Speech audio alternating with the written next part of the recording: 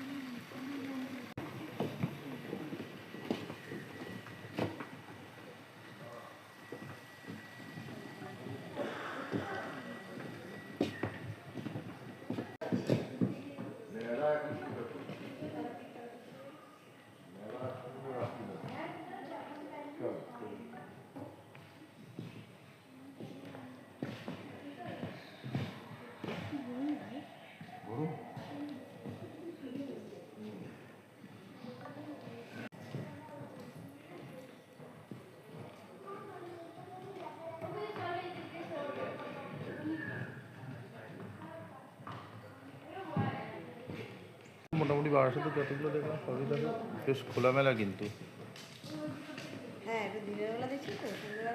না, আমি সেটার কথা বলছি না।